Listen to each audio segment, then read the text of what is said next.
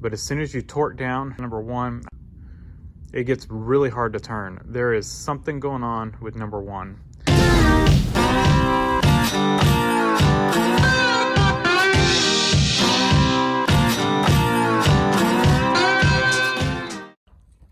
Well, we are in rod cap hell here. So, you know, I marked all the rod caps, kept them all with whichever rod they came off of, but this engine's been rebuilt before, at least main and rod bearings, because the crank's been turned. The pistons were standard, so I don't know if somebody dropped the crank and just replaced the bearings, or if they did rings and bearings. I really don't know. I didn't check to see if the rings were, you know, the original GM rings or anything. The pistons were. But anyway, somebody's had this engine apart, and they didn't keep track of which rod cap went with which main, or which rod cap went with which rod. And that's a no-no. So these are assembled and machined together, and if you mix them up, that's not good. You know, they don't fit right. And so that was what was wrong with our number one.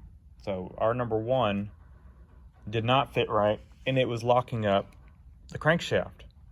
As soon as you would torque down the rod cap, you couldn't turn the crank. Well, you could turn it, you know, but it took a lot of force, and it shouldn't. And from what I can tell, the only one that they had correct was number two. Every other one had the wrong rod cap on it. Now, I'm in the process of trying to figure out which one goes where, and you know, it's a tedious task.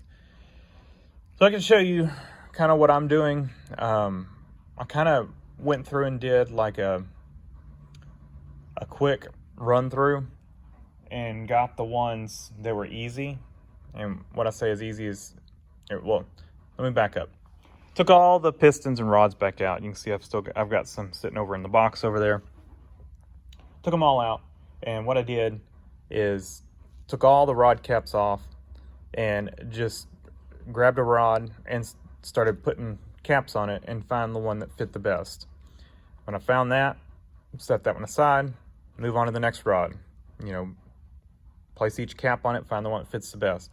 Kept doing that, and I'm down to pretty much these three, and trying to figure out which of these three line up the best. And I think I've kind of got it, but what I'm doing now is kind of circling back. That was kind of like the quick, and the way I would do it quickly is set the cap on and feel the alignment right here. It should be smooth. I mean, you might just barely feel it, but it pretty much should be smooth. You shouldn't be able to catch your fingernail on it. On both sides. So that's what I was doing. Also, along here, this should be smooth because this surface is machined as well. Because it rides, either one side rides against the crank, the other side rides against the other rod. It needs to be a smooth surface. That's what I was doing. I was checking those surfaces. Now, what I'm doing is I've got these three, all the rods fit on each other pretty well, but we want to make sure we still get the right one. So I'm going through and I'm looking at the machining marks through the magnifying glass. So if you take a look, and what's difficult about this though is that these rods have been matched with other caps, and so you're going to have spots where they've worn, where the machining marks has kind of worn because of the bearings sitting in there. It may have not done it evenly because they were on different caps before. It's hard to see on camera, but what you're looking for is those lines, those machining mark lines that are in there. You want to try to start lining up some between the rod and the cap. Look for lines that connect. You know, you can look for some of the more obvious one. You know, the deeper lines, the ones you can see better, and just look to see if they line up on the cap. And so I'm going through, I'm checking all those because that's kind of like our definitive answer. If you know, if those lines line up, then we know that that cap was machined on that rod. You can also kind of look along here. These can kind of fool you though, especially on this one, since the caps were with the wrong rods.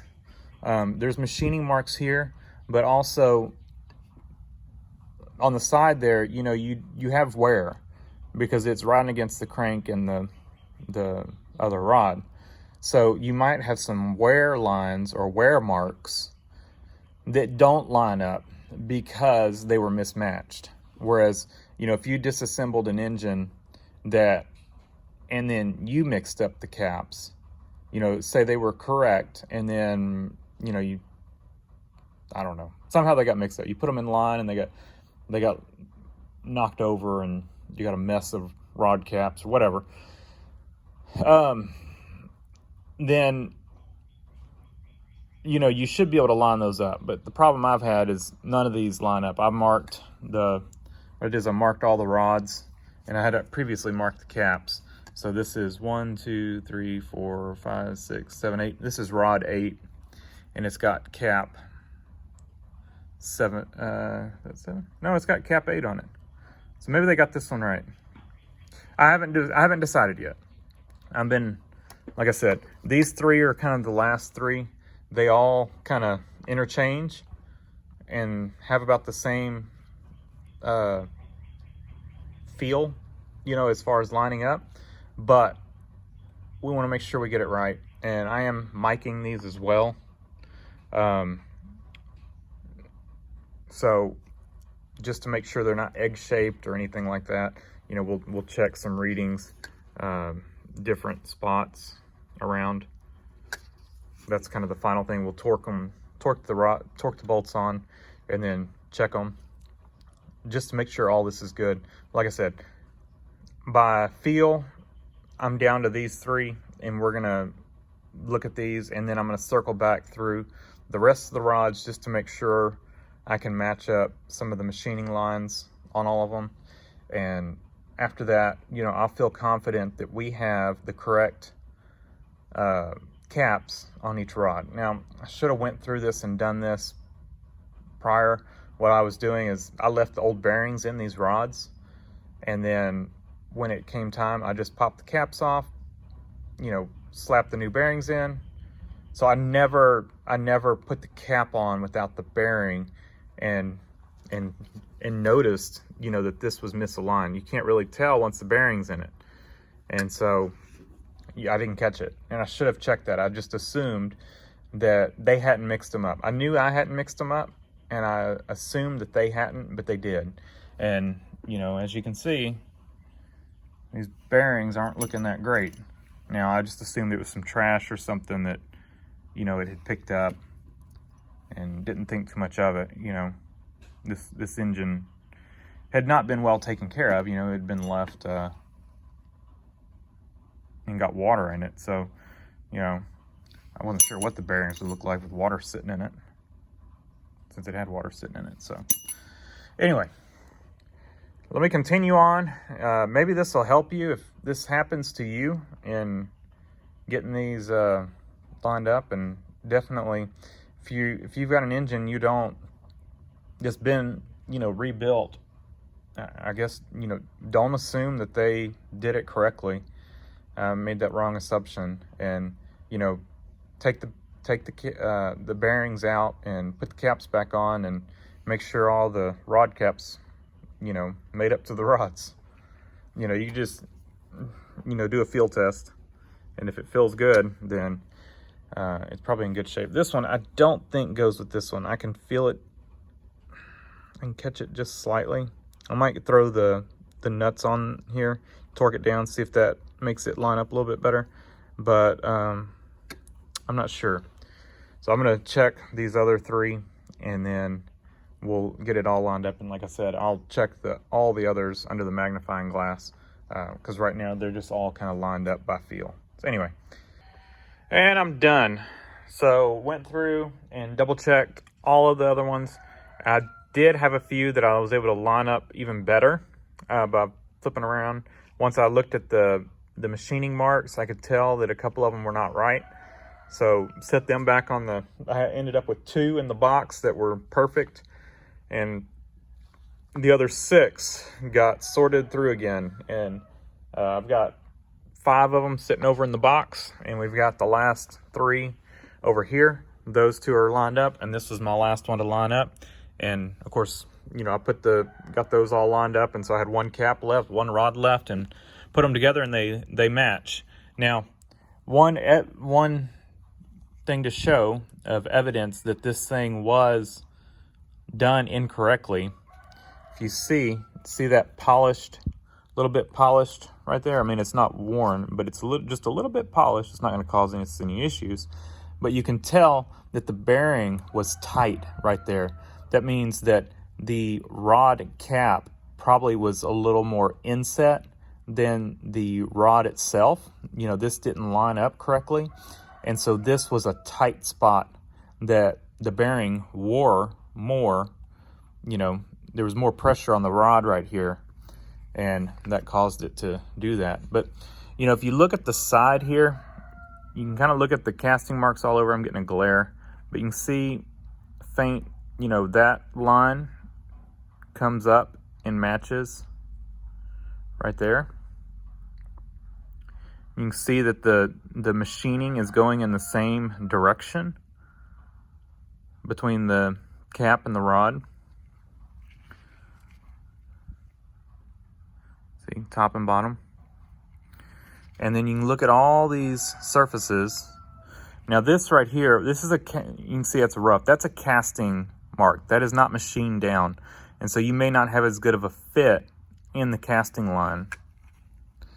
That's just an unmachined surface. I mean, it should be close. I had one that was just a little bit off there, but on the machined surface, it was perfect.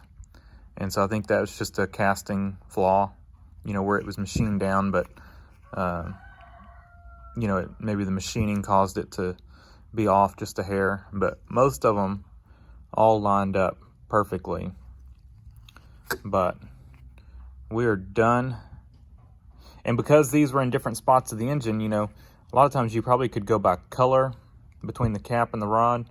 But as you can see, you know, these are a little bit different color because they were in a different spot. You know.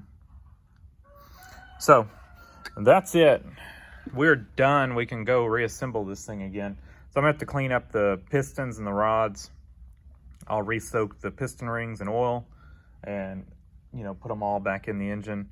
I'll have to clean my rod bearings up again because I've got the bearing lube on them, assembly lube.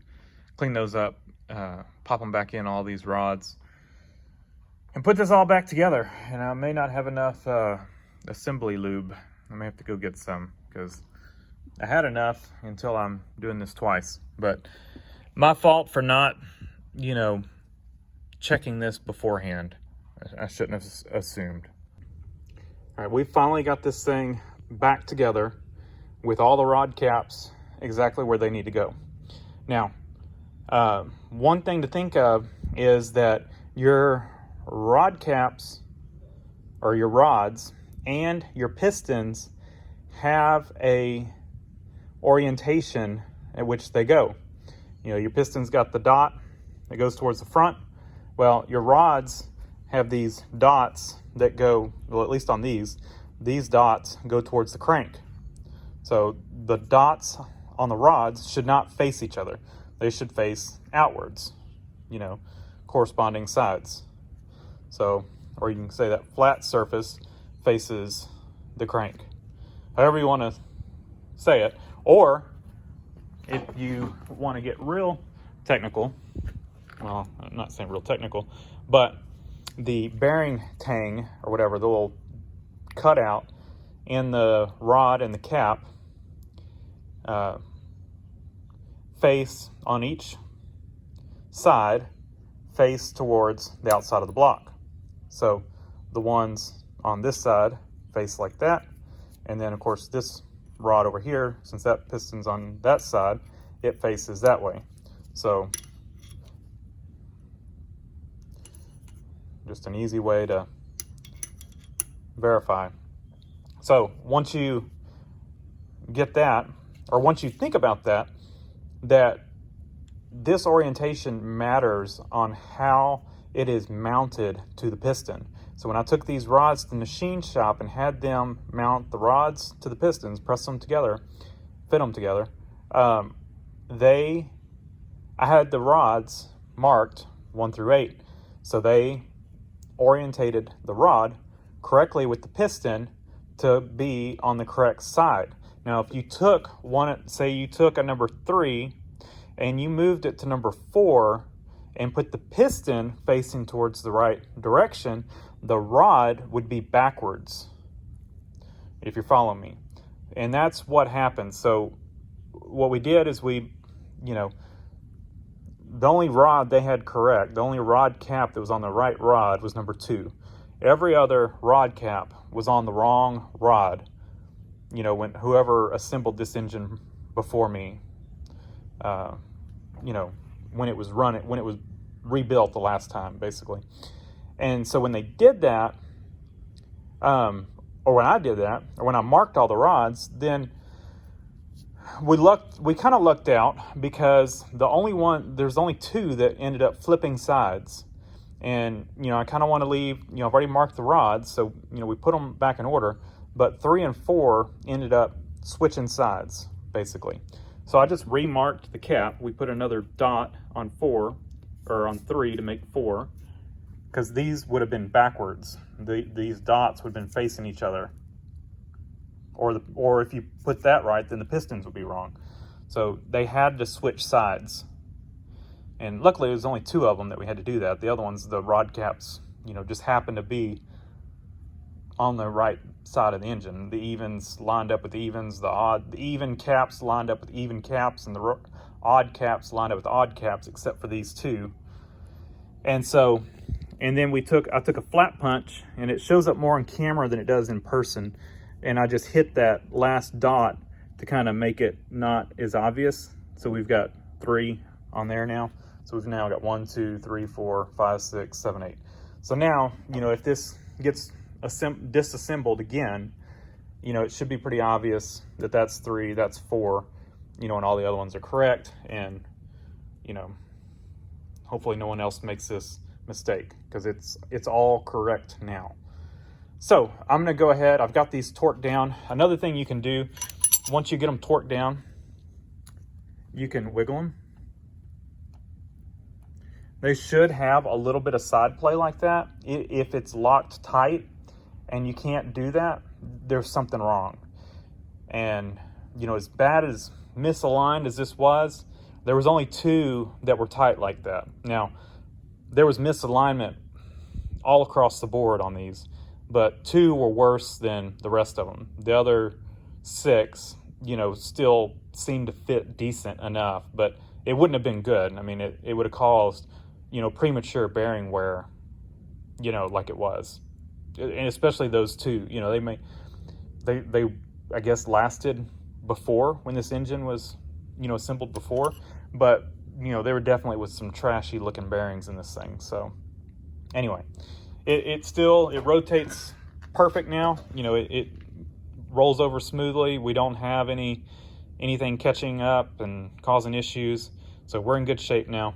So finally, we can, move on with getting the rest of this engine together. So thanks for watching. Leave a comment down below. Let me know what the worst tear down you've seen, the worst mistake somebody made when you tore an engine down, and you're like, what were they thinking?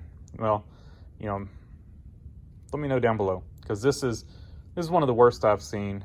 I've seen some other mistakes, where engines bleed, but this was a good, until this thing sat up and stuck, from water getting in it. It was a running engine. You wouldn't have known that it had issues, from what I can tell. The bearings didn't look great, but they didn't have any slop. They wouldn't have been knocking or anything. But anyway, let me know down below, and subscribe. There's more to come on this engine build, so subscribe for more. Thanks.